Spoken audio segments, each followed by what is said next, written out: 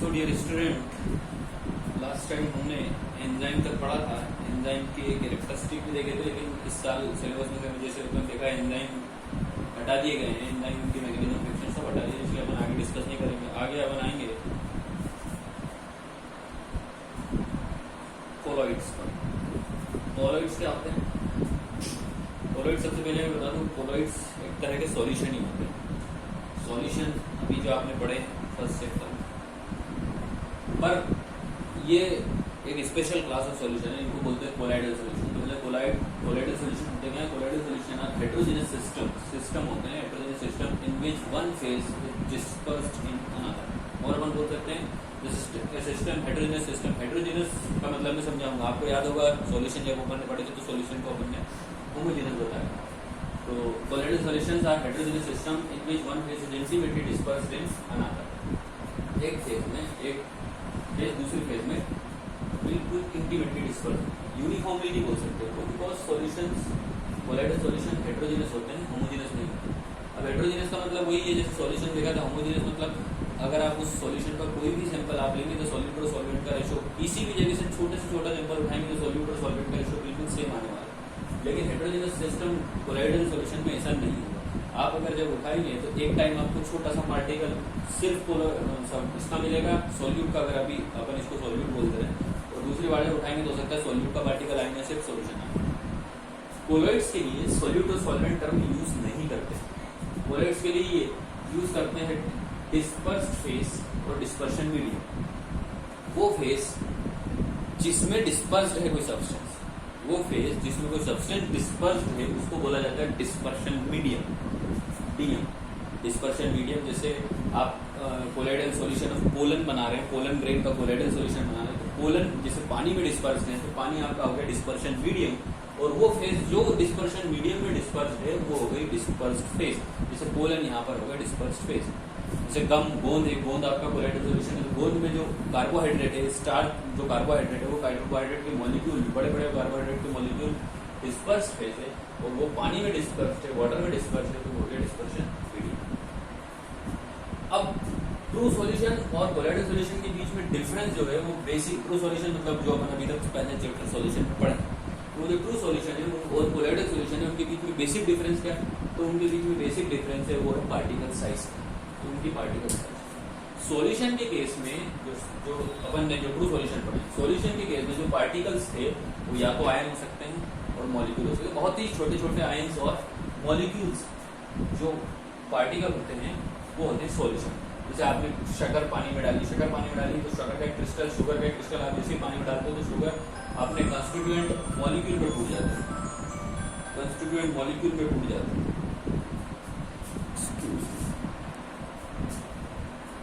तो सॉल्यूशन में जो पार्टिकल्स होते हैं वो या तो आयन होते हैं या छोटे छोटे मॉलिक्यूल होते हैं, जबकि कोलाइडल सॉल्यूशन में पार्टिकल या तो बहुत सारे छोटे पार्टिकल्स के एग्रीगेट हो सकते हैं। छोटे छोटे पार्टिकल जब आपस में इकट्ठा होकर एक बड़ा पार्टिकल बना लेते हैं, तो या तो वो पार्टिकल हो सकता है या कोई एक सिंगल लार्ज पार्टिकल हो सकता है। एक सिंगल मैक्रोमोलिक्यूल जैसे लंबे लंबे पॉलीमर हैं जिनके बड़े बड़े मॉलिक्यूल हैं, कार्बोहाइड्रेट हैं, प्रोटीन है, ये पार्टिकल। तो ये है दोनों के बीच का बेसिक डिफरेंस कि सॉल्यूशन में आयन या मॉलिक्यूल, मतलब जैसे शुगर अपन डाली थी वाटर में, तो शुगर अपन डालते हैं, शुगर डालते ही वो अपने मॉलिक्यूल्स में डिकम्पोज हो जाती है। जैसे हर शुगर का मॉलिक्यूल इंडिपेंडेंटली वाटर में घूमता है, तो वहाँ पर जो मॉलिक्यूल पार्टिकल होते हैं बहुत छोटे पार्टिकल मॉलिक्यूल होते हैं। लेकिन जैसे आपने सॉल्यूशन में नमक डाला, पानी में नमक डाला NaCl का सॉल्यूशन बनाया, तो वहाँ पर कंस्टिट्यूएंट पार्टिकल्स आयंस होती है। इसलिए बोलते हैं ट्रू सॉल्यूशन में कंस्टिट्यूएंट पार्टिकल्स या तो मॉलिक्यूल हो सकते हैं, मॉलिक्यूल भी बोलते हैं बहुत छोटे, तो कुछ मॉलिक्यूल मैक्रो मॉलिक्यूल होते हैं। जैसे प्रोटीन का एक मॉलिक्यूल बहुत बड़ा होगा, तो उसका मॉलिक्यूल इतना बड़ा होगा कि वो कोलाइडल रेंज में चला जाएगा। इसलिए वो मॉलिक्यूल जो छोटे हैं या आयंस वो इनके सॉल्यूशन के कंस्टिट्यूएंट पार्टिकल होते हैं, जबकि कोलाइडल सॉल्यूशन में सिंगल मैक्रोमोलिक्यूल या एग्रीगेट ऑफ स्मॉल पार्टिकल्स होते हैं। अब कौन से सॉल्यूशन कोलाइडल कहलाएंगे? वो सॉल्यूशन कोलाइडल कहलाएंगे जिनकी साइज, जिनकी पार्टिकल साइज जो है, जिनकी पार्टिकल साइज है वो 1 नैनोमीटर से 1000 नैनोमीटर या 1 नैनोमीटर से 1 माइक्रोमीटर के बीच में, 1 नैनोमीटर से 1 माइक्रोमीटर के बीच में 10⁻⁹ मीटर से 10⁻⁹ और -6 मीटर के बीच में अगर पार्टिकल्स आ जाएगी तो उसको बोला जाएगा कोलाइडल सॉल्यूशन। इसका इंपॉर्टेंस क्या है? बेसिकली देखो, कोलाइडल सॉल्यूशन में जो पार्टिकल्स होते हैं वो फिजिकल जो एरिया है उनका बहुत लार्ज हो जाता है। जब एरिया लार्ज हो जाता है तो ये जो प्रॉपर्टीज हैं कुछ कोलाइडल सॉल्यूशन की वो बहुत ही बढ़ के दिखती हैं। तो देखेंगे कौन सी। तो लार्ज सरफेस एरिया के कारण ही उनकी इंपॉर्टेंस है कोलाइडल सब्सटेंस। अब अपन आगे देखते हैं उनका क्लासिफिकेशन। सो नेक्स्ट है क्लासिफिकेशन ऑफ कोलाइडल सिस्टम। तो कोलाइडल सिस्टम डिस्पर्स फील्ड और डिस्पर्शन मीडियम की स्टेट के हिसाब से 8 टाइप्स हो सकते हैं। फॉर एग्जाम्पल, जिस तरह से अपन ने कोलाइडल सॉल्यूशन के टाइप देखे थे, ठीक वैसे ही डीपी और डीएम के बेसिस पे अपन कोलाइडल सॉल्यूशन या कोलाइडल सिस्टम को क्लासिफाई कर सकते हैं। सबसे पहला कोलाइडल सिस्टम है जब डीपी और डीएम दोनों ही सॉलिड हो, सॉलिड इनटू सॉलिड टाइप का सिस्टम कहलाता है। इसको बोलते हैं सॉलिड सॉल। अब सॉलिड सॉल का एग्जांपल, सॉलिड में सॉलिड कैसे पार्टिकल डिस्पर्स रहेंगे, तो उसके एग्जांपल है कलर्ड ग्लासेस। जैसे आपने कुछ कलर्ड ग्लासेस देखे होंगे, उन कलर्ड ग्लासेस का कलर बेसिकली छोटे छोटे कलर्ड पार्टिकल जो उस ग्लास के लिक्विड में जब वो बना हुआ तब डिस्पर्स होंगे। तो कलर्ड ग्लासेस और जेमस्टोन आपने देखा होगा, सैफायर, एमराल्ड, इनका रूबी, जिनका जो कलर होता है, ये कलर बेसिकली मेटालिक पार्टिकल से आयंस के डिस्पर्स होने के कारण उस ग्लास में, तो जो आयन या मेटालिक पार्टिकल्स है जो सॉलिड है, जो सॉलिड टाइप के ग्लास में डिस्पर्स हैं, तो इसलिए ये सॉलिड सॉल्यूशन होगा सॉलिड इनटू सॉलिड का। कोलाइडल रेंज में जो क्यों है, क्योंकि वो जो पार्टिकल डिस्पर्स हैं, कलर्ड पार्टिकल जो डिस्पर्स है, उनकी रेंज 1 से 1000 किलोमीटर के बीच में। अगला है सॉलिड इनटू लिक्विड टाइप के कोलाइडल सॉल्यूशन। तो सॉलिड इनटू लिक्विड टाइप के कोलाइडल सॉल्यूशन का नेम सिस्टम का नाम देते हैं सॉल, सिर्फ सॉल बोलेंगे, सॉल। तो इसका एग्जांपल है पेंट्स, जो आपके पेंट्स होते हैं। पेंट्स में क्या होता है, बेसिकली सॉलिड पार्टिकल्स लिक्विड में डिस्टर्ब होते हैं, जिसको डिस्टेम्पर वगैरह भी जो बोलते हैं, या कोई आपका कलर है वाटर कलर वगैरह, वो सब सॉलिड इनटू लिक्विड टाइप के कलर्स हैं। सेल फ्लूइड्स, सेलुलर फ्लूइड, जिसमें क्या होते हैं, सेल फ्लूइड्स में सेल फ्लूइड्स में जो प्रोटीन है, मैक्रोमोलिक्यूल है, कार्बोहाइड्रेट है, फैट है, ये सब डिस्पर्स होते हैं किसमें, अपने प्लाज्मा में। तो इसलिए सेल फ्लूइड्स भी इसी के एग्जांपल हैं। प्लाज्मा बेसिकली उसका मेजर कंपोजिशन वाटर ही, तो वाटर में डिस्पर्स होते हैं मैक्रोमोलिक्यूल। अगला है solid into gas. Solid into gas की जो कैटेगरी है एरोसॉल बोलते हैं। तो एरोसॉल के 2 टाइप के, सॉलिड इनटू गैस और लिक्विड इनटू गैस। इन दोनों टाइप के सॉल्यूशंस को अपन एरोसॉल बोलते हैं। अब सॉलिड इनटू गैस का एग्जांपल है सॉलिड, मतलब कार्बन के छोटे छोटे पार्टिकल जब गैस में डिस्पर्स होते हैं तो उसको बोलते हैं स्मोक और डस्ट। ये एग्जांपल है कोलाइडल सिस्टम के। तो smoke is a type of aerosol. और लिक्विड इनटू गैस का एग्जांपल है फॉग, कोहरा, मिस्ट, क्लाउड, बादल। इंसेक्टिसाइड स्प्रे, जब इंसेक्टिसाइड स्प्रे पंप से निकलती है तो बहुत ही छोटी छोटी ड्रॉप में टूट जाती है, बिखर जाती है, तब वो जो सिस्टम बनता है उसको अपन बोलते हैं एरोसॉल। एरोसॉल मतलब एयर में होने वाले कोलाइडल सॉल्यूशन। तो एयर में इसका मतलब वहां पर डिस्पर्शन मीडियम क्या है, एयर, जबकि डिस्पर्स फेज सॉलिड भी हो सकती है और लिक्विड भी हो सकती है। दोनों कैटेगरी के केस में उस सॉलिड सॉल्यूशन को अपन एरोसॉल बोलते हैं। अगला आता है लिक्विड इनटू सॉलिड। जब सॉलिड में लिक्विड अगर आप डालते हैं, बहुत ज्यादा सॉलिड हो, लिक्विड बहुत कम हो, आपको मालूम है जिस तरह से सॉल्वेंट सॉल्यूशन में जो काम करता है वही डिस्पर्शन मीडियम यहाँ पर करता है। तो ज्यादा होने वाली phase dispersion medium, continuous phase जिसको बोला। तो लिक्विड इनटू सॉलिड का कोलाइडल सॉल्यूशन इसको बोला जाता है जेल। तो जेल का एग्जांपल है चीज, बटर और जेलीज। ये जो एग्जांपल है ये किसके हैं, जेल। आगे आता है जेली वेली। आपने देखिए जेली वेली खाते हैं अपन, फ्रूट की gels. Liquid into liquid type के कोलाइडल सॉल्यूशन। तो लिक्विड इनटू लिक्विड कोलाइडल के सॉल्यूशन को अपन बोलते हैं emulsions. For example milk, milk में क्या होता है, फेट डिस्ट्रीब्यूट होती है, फेट एक लिक्विड है, इसमें डिस्ट्रीब्यूट होती है वाटर में। तो ये लिक्विड इनटू लिक्विड टाइप का कोलाइडल सॉल्यूशन है। हेयर क्रीम, हेयर क्रीम भी आपकी कोलाइडल सॉल्यूशन है, उसमें हाइड्रोफोबिक फेज है, वाटर में डिस्पर्स होती है, ये देख चुके हैं अपन। आगे गैस इनटू सॉलिड। तो गैस इनटू सॉलिड मतलब सॉलिड में गैस डिस्ट्रीब्यूट होना। ये कैसे होगी, सॉलिड में गैस कैसे डिस्ट्रीब्यूट होगी, वो एस्केप हो जाएगी। क्या होता है, कुछ स्टोन होते हैं, जैसे बोलते हैं प्यूमाइस स्टोन। प्यूमाइस स्टोन एक ऐसा स्टोन है जिसमें छोटे छोटे कैपिलरी टाइप के छेद होते हैं, बोल सकते हैं। हुआ कि जब लावा निकलता है, मैग्मा जिसको अपन बोलते हैं, और मैग्मा जब ठंडा होता है तो उसके अंदर जो भी गैसेस सब्सटेंस है जब वो एस्केप आउट करते हैं तो वो छोटे छोटे पोर्स बना देते हैं उस पत्थर में। वो जो पोर्स बनाते हैं वो बेसिकली एयर के लिए परमिएबल होते हैं। तो जब वो प्यूमाइस एक बार ठंडा हो जाता है तब जो स्टोन शेप में आता है वो आता है प्यूमाइस स्टोन। तो उसमें छोटे छोटे गैसेस पार्टिकल के जो छेद होते हैं उनमें गैस जो एटमॉस्फेरिक एयर है वो सर्कुलेट होते रहते हैं। तो अपन बोल सकते हैं वहाँ पर जो उनकी साइज है 1 से 1000 नैनोमीटर के बीच में है। इस कारण से वहाँ पर जो कैपिलरी की साइज है वो 1 से 1000 नैनोमीटर के बीच में, इसलिए उन स्टोन को अपन कोलाइडल सिस्टम बोलते हैं। तो गैस इनटू सॉलिड का सॉलिड सॉल्व बोलते हैं, प्यूमाइस स्टोन, फोम, रबर, जो आपका डनलॉप होता है, फोम होता है। जैसे ये फोम है, यहाँ पर ये जो फोम है, डस्टर का जो फोम है, बेसिकली ये फोम जो है ये कोलाइडल सॉल्यूशन का एग्जांपल। इसमें जो छोटे छोटे छेद है उनमें एयर ट्रैप है, और एयर ट्रैप है तो इसलिए अपन बोलेंगे एयर सॉलिड में ट्रैप हो गई है, इसलिए अपन उसको बोलते हैं सॉलिड सॉल्व। अब यहाँ पर ये फोम रबर का बोला है। अगला जो टाइप है वो है गैस इनटू लिक्विड का। गैस इनटू लिक्विड, जब किसी लिक्विड में गैस डिस्पर्स, तो इस टाइप के, अब वहां पर गैस की साइज क्यों नहीं हो, कोलाइडल रेंज में होनी है, तो इसको अपन बोलते हैं फ्रॉथ। फ्रॉथ माने झाग, जैसे कैटेगरी जनरल इसका नाम है फोम, फ्रॉथ और लेथर। तो फ्रॉथ बेसिकली क्या होता है, सिंपल एजिटेशन से आते हैं, डिफरेंस इनके बीच में आपने देखा हुआ है, सिनोनिम भी यूज होते हैं बहुत लेथर। लेथर बेसिकली सोप देते हैं, और फ्रॉथ आप बिना सोप साबुन के पानी में जब आप हैंकर एजिटेशन करते हैं, हाथ हिलाते हैं, तो आपको जो छोटे टाइम के लिए इंस्टेंटेनियस फोम जो दिखता है वो फ्रॉथ कहलाता है। और जब आप किसी सोप के सॉल्यूशन में आप शेकिंग करते हैं, एजिटेशन करते हैं, तो जब आपको जो मिलता है वो कहते हैं लेथर। जैसे शेविंग क्रीम लेथर प्रोड्यूस करती है, फ्रॉथ नहीं, है ना।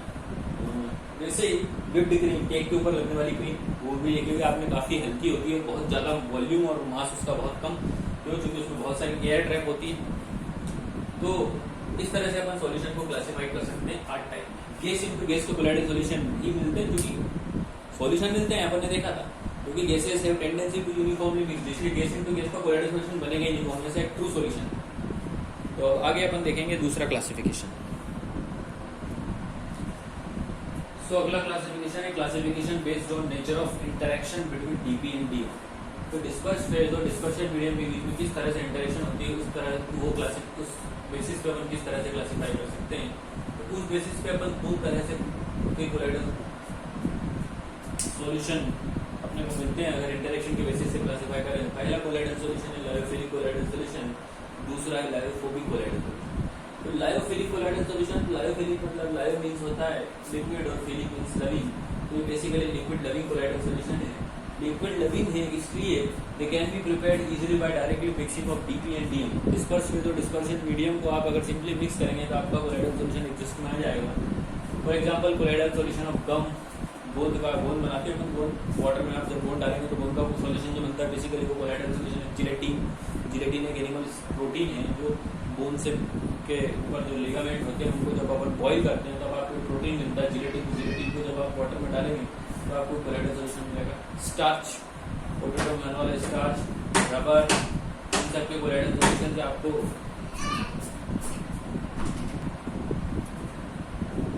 फॉर एग्जाम्पल स्टार्च, पोटैटो में वाले स्टार्च को जब आप वाटर में डिस्पर्स करते हैं तो आपको स्टार्च का कोलाइडल सॉल्यूशन मिलता है, बिकॉज स्टार्च पानी में सॉल्युबल होता नहीं है, इसलिए बड़े बड़े मॉलिक्यूल इससे डिस्पर्स होते हैं।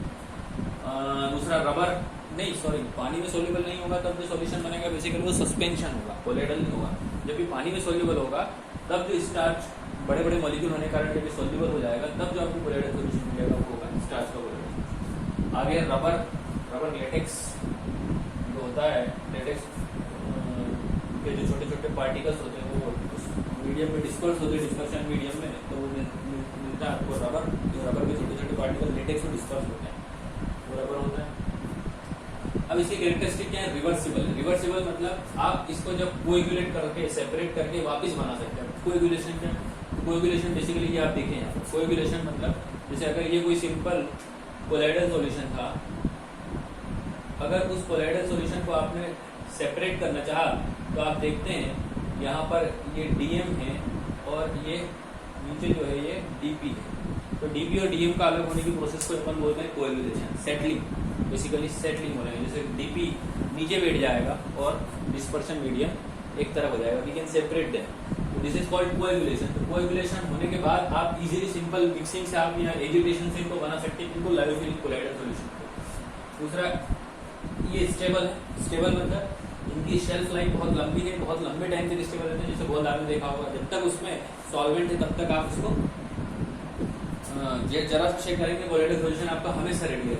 दूसरा can not be easily coagulate, इनको आसानी से कोएगुलेट नहीं करा जा सकता। कोएगुलेट करने में भी उसमें बहुत ज़्यादा मेहनत करना पड़ेगी। ये इनके लायोफिलिक कोलेडल सोल्यूशन की कैरेक्टरिस्टिक। आगे लायोफोबिक, लायो का मतलब वही लिक्विड, फोबिक मतलब फोबिया है, हिटिंग है, इसलिए लिक्विड हिटिंग बोलते हैं। Can not be prepared by directly mixing of DP and DM. इस तरह के कोलेडल सोल्यूशन डिस्पर्शन फेज और डिस्पर्शन मीडियम की डायरेक्ट मिक्सिंग के बाद नहीं बनाए, डायरेक्ट मिक्सिंग से नहीं बनाए जा सकते। एग्जाम्पल है colloidal solution of sulphur, silver, gold, mercury. इन सब के कोलेडल सोल्यूशन जो है बेसिकली है lyophobic colloidal solution type. Irreversible है because they can not be prepared direct by direct mixing, इसलिए आपने जब एक बार इनको सेपरेट कर दिया तो अपन फिर से इनको आसानी से नहीं बना सकते। That's why they are irreversible. Quite unstable, ये अनस्टेबल है, ज़्यादा लंबे टाइम तक स्टेबल नहीं रहते। डीपी और डीएम हमेशा अलग होने की फिराक में रहते हैं, इसलिए इनकी शेल्फ लाइफ शॉर्ट है। शेल्फ लाइफ समझ रहे हैं ना, शेल्फ मतलब शेल्फ में रखा हुआ जो प्रोडक्ट है वो कितने लंबे टाइम तक चलेगा। ये वाले लंबे चलते हैं बिकॉज यूनिफॉर्म उस टाइम तक वो कोलाइडल सॉल्यूशन बने रहते हैं। डिस्पर्स और डीपी है, एक दूसरे में डीपी और डीएम दोनों डिस्पर्स रहते हैं, लेकिन यहाँ पर अलग हो जाते हैं। That's why they are shorter shelf life. Can be coagulated easily, इनको आसानी से कोएगुलेट कर सकते हैं क्योंकि ये चाहते हैं कि डीपी और डीएम अलग होना। और नीड्स स्टेबिलाइजिंग के लिए, इनको अगर आपको स्टेबल करना हो, इनकी शेल्फ लाइफ बढ़ाना हो तो इनमें स्टेबिलाइजिंग एजेंट ऐड करने की जरूरत है। वो अपन आगे देखेंगे क्या। अगला क्लासिफिकेशन जो है वो देखते हैं। So students, अगला classification based on type of particles of disperse phase. इसमें सबसे पहले टाइप के कोलाइडल सॉल्यूशन होते हैं multi molecular colloids. Multi molecular colloids इनको इसलिए बोला जाता है कि नंबर ऑफ एटम्स मिलकर एक सिंगल पार्टिकल बनाते हैं जिसकी साइज 1 नैनोमीटर से 1000 नैनोमीटर के बीच में होती है। For example gold salt, arsenic salt, sulphur salt. जैसे गोल्ड सॉल्ट की बात करें, गोल्ड सॉल्ट में एक छोटा सा जो पार्टिकल है जिसकी साइज कोलाइडल रेंज में नंबर ऑफ एटम्स में मिलकर बना है, लाखों एटम्स में मिलकर बना है। ऐसे ही आर्सेनिक के सॉल्ट में, सल्फर के सॉल्ट में, इस तरह के colloidal solution generally lyophobic type के होते हैं। लायोफोबिक टाइप के होते हैं, वो अलग टाइप था, वो अलग कैटेगरी थी, पर multimolecular colloid generally lyophobic type. Macromolecular colloid, macromolecular colloid मतलब मैक्रोमोलिक्यूल रोल होते हैं। सिंगल मैक्रोमोलिक्यूल है साइज इन कोलाइडल रेंज, एक मैक्रोमोलिक्यूल की साइज कोलाइडल रेंज में होती है। इस तरह के कोलाइडल सॉल्यूशन जो मैक्रोमोलिक्यूलर है वो जनरली क्वाइट स्टेबल होते हैं और इनकी जो प्रॉपर्टीज है वो लगभग ट्रू सॉल्यूशन जैसी होती है। तो जैसे vitro solution properties, example cellulose का कोलाइडल सॉल्यूशन, प्रोटीन का कोलाइडल सॉल्यूशन, स्टार्च का कोलाइडल सॉल्यूशन। तीसरा है अपना एसोसिएटेड कोलाइड्स और माइसेल्स। माइसेल्स आपने नाम सुना होगा जब आपने 10th क्लास में टीम रिएक्शन ऑफ सोप पढ़ी हुई, आज फिर से रखते हैं इसको। तो एसोसिएटेड कोलाइड्स या माइसेल्स तो सब्सटेंस, कुछ ऐसे सब्सटेंस है जो लो कॉन्सेंट्रेशन पर नॉर्मल स्ट्रॉन्ग इलेक्ट्रोलाइट जैसे बिहेव करते हैं, बट एक हायर कॉन्सेंट्रेशन पे वो कोलाइडल प्रॉपर्टीज दिखाने लगते हैं क्योंकि वो एग्रीगेट होने की टेंडेंसी रखते हैं हायर कॉन्सेंट्रेशन।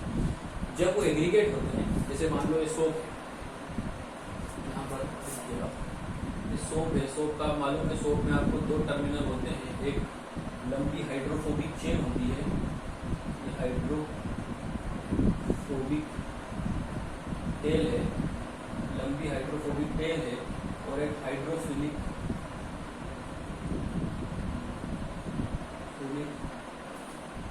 हेड है, negatively charge, negative hydrophilic head. तो नॉर्मल स्ट्रॉन्ग इलेक्ट्रोलाइट जब वो एक नॉर्मल कॉन्सेंट्रेशन पर स्ट्रॉन्ग इलेक्ट्रोलाइट में जल्दी करते हैं, मतलब हर सोप का पार्टिकल इस तरह से आयनाइज होता है। और इनके सामने क्योंकि soap sodium salt of fatty acid होते हैं, तो सोडियम आयन अलग हो जाती है, ये एनायन पूरी अलग हो जाती है। एनायन जो होती है वो नेगेटिवली हाइड्रोफिलिक हेड होता है, उसमें तो पानी की भी टेंडेंसी होता है, और एक न्यूट्रल हाइड्रोफोबिक टेल होती है जो पानी की एफिनिटी या वाटर की एफिनिटी नहीं करती। तो इस तरह के सैकड़ों पार्टिकल, हजारों पार्टिकल जुड़ के एक साथ माइसेल बनाते हैं। और ये कब बनता है? एक पर्टिकुलर टेम्परेचर और कॉन्सेंट्रेशन के ऊपर ही होता है। वो टेम्परेचर जिसके ऊपर या जिससे माइसेल फॉर्मेशन स्टार्ट हो जाता है, that temperature is called Kraft temperature, उसको बोला जाता है क्राफ्ट टेम्परेचर। और वो कॉन्सेंट्रेशन जिसके ऊपर माइसेल बनते हैं, जिससे माइसेल बनना स्टार्ट हो जाता है, उस कॉन्सेंट्रेशन को बोला जाता है critical myself concentration. Generally sodium soap जो अपने होते हैं सोप के लिए, इसकी वैल्यू 10⁻⁴ से 10⁻³ मोल पर है। अब क्राफ्ट टेम्परेचर और सीएमसी होते क्या है? ये बोलते हैं, मतलब ऐसा नहीं कि सीएमसी होने के लिए इन दोनों में से एक का जरूरी है। सीएमसी मेंटेन कर सॉरी माइसेल बनने के लिए इन दोनों का होना जरूरी है। टेम्परेचर भी क्राफ्टेड टेम्परेचर से ऊपर होना चाहिए और कॉन्सेंट्रेशन भी सीएमसी से ऊपर होना चाहिए। अगर कॉन्सेंट्रेशन सीएमसी से ऊपर और टेम्परेचर क्राफ्ट टेम्परेचर से नीचे तो भी माइसेल नहीं बनेगी। टेम्परेचर क्राफ्ट टेम्परेचर जो है उससे ऊपर कॉन्सेंट्रेशन सीएमसी से नीचे है तब भी माइसेल नहीं बनेगी। तो दोनों का एक लोअर लेवल से ऊपर होना मैंडेटरी है, तब जाके माइसेल बनते हैं। तो ये हो गया classification based on the type of particles of DP. इस तरह के 3 पार्टिकल है, मल्टीमोलिकुलर क्लोराइड, मैक्रोमोलिकुलर और एसोसिएटेड क्लोराइड्स या माइसेल्स। सो नेक्स्ट है cleansing action of soap. Soap किस तरह से सफाई करता है, तो इसके पहले अपना को ये जानना जरूरी है सोप होता क्या है। Soap are sodium salt of fatty acid. जो फैटी एसिड होती है सोडियम सॉल्ट। फैटी एसिड क्या होता है? फैटी एसिड बेसिकली ऑयल से मिलते हैं। ऑयल का कंपोजिशन क्या है? ऑयल ट्राइग्लिसराइड ईस्टर होते हैं। ट्राइग्लिसराइड ईस्टर्स होते हैं फैटी एसिड के। ट्राइग्लिसराइड ईस्टर मतलब जैसे आपने देखा ये ट्राइग्लिसराइड ईस्टर ये बेसिकली कोकोआ बटर में जाता है। मेन कंपोनेंट है कोकोआ बटर और शी बटर। ये जो बटर है इनका मेन कंपोनेंट आप नेट पे सर्च कर सकते हैं कोकोआ बटर और शी बटर का, आपने ये नहीं बताना। तो जब आप ये जो ट्राइग्लिसराइड ईस्टर है, ये जो फैट है, इसकी रिएक्शन आप सोडियम हाइड्रोक्साइड से कराते हैं तो आपको मिलता है ग्लिसरॉल और स्टीयरिक एसिड।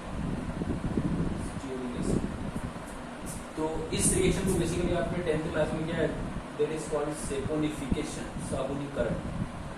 साबुन बनाने की मेथड है, आपने 10th क्लास में देखा होगी सेपोनिफिकेशन। इसमें क्या करते हैं, हाइड्रोलिसिस ऑफ ईस्टर करवाते हैं।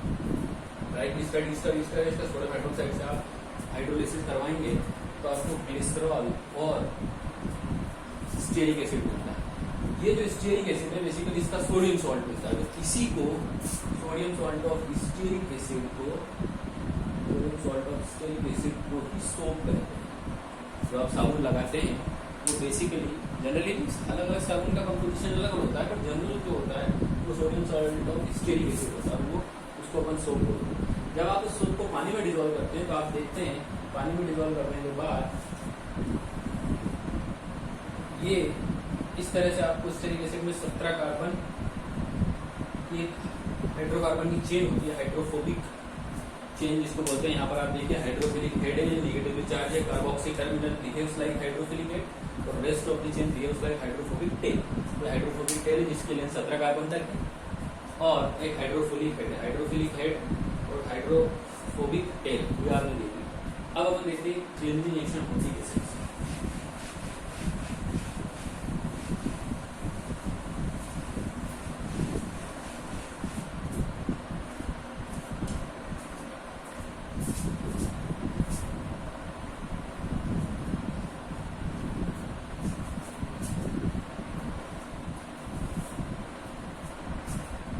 तो जब आप सोप को वाटर में डिजोल्व करते हैं, सोप को जब आप वाटर में डिजोल्व करते हैं तो जैसे वाटर में आपने डिजोल्व किया तो वाटर में आप जब डिजोल्व करेंगे इसको सोप को तो हाइड्रोफिलिक एंड तो क्या हो जाएंगे, अंदर पानी हो जाएंगे, जबकि हाइड्रोफोबिक टेल बाहर पानी से बाहर रहेंगे। तो ये जो माइसेल है ये इस तरह से दिखेगी आप अंदर। तो पानी से कैसे भी हाइड्रोफोबिक टेल बाहर रहना चाहिए जबकि हाइड्रोफिलिक एंड्स अंदर रहना चाहिए। या और जब ज्यादा कॉन्सेंट्रेशन होती है तो ये इस तरीके से बनता है। आसपास जो होता है ये 3 डायमेंशनल शेप बनता है। 2 डायमेंशन दिख रहा है पर ये 3 डायमेंशन बनता है। ये टेल जो है ये बीचों बीच रहती है ताकि वहां पर पानी नहीं पहुंचता और आसपास क्या बन जाता है, हाइड्रोफोबिक टेल बाहर से एक स्फीयर टाइप बना देती है, स्फेरिकल शेप की माइसेल्स हैं। तो ये बेसिकली जब माइसेल बनती है तो ऐसे ही। अब ये डर्ट क्लीन कैसे करती है, क्लीनिंग रिएक्शन इसका क्या होता है, जो डर्ट होती है जनरली आपकी डर्ट होती है ग्रीसी, ऑयली, ग्रीसी या ऑयली होती है। साबुन जिस डर्ट को क्लीन करने के लिए यूज करने के लिए करते हैं ग्रीसी। मान लो कि एक डर्ट है, तो डर्ट को आपको वॉश करना है तो अब ये ग्रीसी है तो ग्रीसी डर्ट के लिए जो टेल है ये पानी के लिए हाइड्रोफोबिक है लेकिन ग्रीस के लिए ये फिलिक है। तो जो टेल है ये बेसिकली इस ग्रीस में फंस जाती है और नेगेटिव टर्मिनल जो है, चार्ज टर्मिनल है, जो पानी इसकी एफिनिटी रखता है वो बाहर आता है, बिकॉज बाहर सराउंडिंग में पानी ही पानी है। तो इस तरह से ये एक माइसेल बनती है, आसपास पानी पानी है। तो ये जो माइसेल है ये बीच में सेंटर में डर्ट को कैप्चर कर लेती है। तो ये जब डर्ट को कैप्चर करती है तो डर्ट इसमें इंटैक्ट हो गई, तो जब आप पानी एक्स्ट्रा पानी फ्लो करते हैं तो माइसेल डर्ट को लेकर बाहर फ्लो आउट करेगा। इस तरीके से माइसेल्स की क्लीनिंग एक्शन देखी जाती है। तो बेसिकली एक बोलते हैं ना, जो ज़्यादा झाग देता है वो अच्छा साबुन है, जो कम झाग देता है वो अच्छा साबुन नहीं है। तो बेसिकली फ्रॉथ या लेटर फॉर्मेशन का क्लीनिंग एक्शन से कोई लेना देना ही नहीं है। ये ऐसा नहीं जरूरी नहीं कि जो साबुन अच्छा झाग दे वो वही अच्छा क्लीन करेगा, जो नहीं दे रहा वो नहीं करेगा, ऐसा उससे उसका इससे कुछ भी लेना देना नहीं। तो बेसिकली ये होगी cleansing action of soap. So next है how we prepare colloidal solution. तो कोलोइडल सॉल्यूशन को प्रिपेयर करने की बेसिकली 3 मेथड है जो अपने सिलेबस में है। एक केमिकल मेथड, दूसरी इलेक्ट्रिकल डिसइंटीग्रेशन मेथड और तीसरी पेप्टाइडेशन। अच्छा, एक बात और बोलने की जो हमने इस टाइम देखी थी कि lyophilic colloidal solutions they can be prepared easily bye simple mixing. तो these methods are not for lyophilic colloidal solution. These are especially for lyophobic colloidal solution which cannot be prepared easily by simple mixing. तो उन्हीं के लिए use होगी lyophilic colloidal solution। तो सबसे पहली method है केमिकल मेथड्स। तो केमिकल मेथड में जैसे आर्सेनिक का कोलोइडल सॉल्यूशन बनाना है, आर्सेनिक ट्राइसल्फाइड का, तो यहाँ पर डबल डिकम्पोजिशन मेथड यूज होगी। जब आप आर्सेनिक ऑक्साइड की रिएक्शन हाइड्रोजन सल्फाइड से कराते हैं तो आर्सेनिक सल्फाइड कोलोइडल पार्टिकल के फॉर्म में सॉल्यूशन में प्रेसिपिटेट हो जाता है और कोलोइडल सॉल्यूशन बनता है, जिसको आर्सेनिक सल्फाइड कोलोइडल सॉल्यूशन बोलते हैं। दूसरा, सल्फर का कोलोइडल सॉल्यूशन आपको बनाना है तो अपन सल्फर डाइऑक्साइड की रिएक्शन किससे कराते हैं, हाइड्रोजन सल्फाइड से। तो यहाँ पर ये ऑक्सीडेशन की मेथड है जिसमें सल्फर के पार्टिकल रिलीज होते हैं और पानी बनता है। तो सल्फर के पार्टिकल कोलोइडल फॉर्म में सॉल्यूशन में बनते हैं और इस तरह से ये सल्फर का कोलोइडल सॉल्यूशन मिलता है। गोल्ड का कोलोइडल सॉल्यूशन आपको बनाना है तो बोरिक क्लोराइड जो होता है, गोल्ड का क्लोराइड है, उसकी रिएक्शन अपन फॉर्मल्डिहाइड से कराते हैं। तो फॉर्मल्डिहाइड से कराते हैं तो बेसिकली रिडक्शन होता है गोल्ड क्लोराइड, इसमें रिड्यूस हो जाता है गोल्ड में और फॉर्मल्डिहाइड ऑक्सीडाइज हो जाता है फॉर्मिक एसिड में। तो गोल्ड के जो कोलोइडल फॉर्म के पार्टिकल है वो सॉल्यूशन में फ्लोट कर सॉल्यूशन में तैरते हैं। तो इस तरह से गोल्ड का कोलोइडल सॉल्यूशन बनता है। फेरिक हाइड्रोक्साइड का कोलोइडल सॉल्यूशन बनता है तो अपन वो बेसिकली वो हाइड्रोलिसिस मेथड है। उसके लिए हाइड्रोलिसिस के लिए हम क्या करते हैं, FeCl3 को में हॉट वाटर डालते हैं। लेकिन आप बनाने प्रैक्टिकल में अपन शायद अगर उन्होंने सिलेबस से विजिट नहीं किया हो तो अपन बनाएंगे colloidal solution of ferric hydroxide. तो जब आप FeCl3 की रिएक्शन पानी से कराते हैं, गर्म पानी से, उबले हुए पानी से, तो आपको मिलता है FeOH थ्राइस। तो यहाँ पर FeOH थ्राइस के पार्टिकल मतलब सॉल्यूशन बेसिकली FeCl3 होता है येलो कलर का। जब आप डालते जाते हैं तो yellow colour suddenly blood red colour का होता है। तो कोलोइडल पार्टिकल का कलर अलग होता है। तो ब्लड रेड कलर कंफर्म करता है कि FeOH थ्राइस का सॉल्यूशन बन चुका है कोलोइडल सॉल्यूशन। तो इस तरीके से 4 मेथड है chemical double decomposition, oxidation, reduction and hydrolysis. इन चारों से अपन अलग अलग तरह के कोलोइडल सॉल्यूशन बना सकते हैं। वो कोलोइडल सॉल्यूशन कुछ दूसरी मेथड से भी बनाए जा सकते हैं, जैसे इलेक्ट्रिकल डिसइंटीग्रेशन मेथड और braiding sharp method. Electrical disintegration और ब्रेडिंग साइंटिस्ट का नाम था, उसका नाम है ब्रेडिंग शार्प मेथड। तो यहाँ पर क्या करते हैं, ये आप देख रहे होंगे जैकेट है, बड़ा बर्तन है जिसमें बीच में आइस का चेंबर है, आइस भरी हुई है और उस आइस के चेंबर में एक छोटा सा बीकर रखा है हमने, जिसमें छोटा बीकर में एक असेंबली रखी जिसमें इलेक्ट्रोड्स लगे हुए। अंदर जो सॉल्वेंट मीडियम भरा है, डिस्पर्शन मीडियम भर दिया है हमने उसमें, और जिस सब्सटेंस का आपको कोलोइडल सॉल्यूशन चाहिए उनके अपने इलेक्ट्रोड्स बनाए। तो इसका मतलब ये है कि आप उन्हीं कोलोइडल सॉल्यूशन के को इन्हीं इस मेथड से बना सकते हैं जो बेसिकली मेटालिक है, जो इलेक्ट्रिसिटी के कंडक्टर है। जैसे मेटल के कोलोइडल सॉल्यूशन जनरली इसी मेथड से बनाते हैं ब्रेडिंग। जैसे आपको गोल्ड का कोलोइडल सॉल्यूशन बनाना है, इसमें बनाना है वाटर, तो आप अंदर क्या लेंगे, वाटर लेंगे, उसमें थोड़ा बहुत इलेक्ट्रोलाइट डाल देते हैं तो increase the conductivity of water.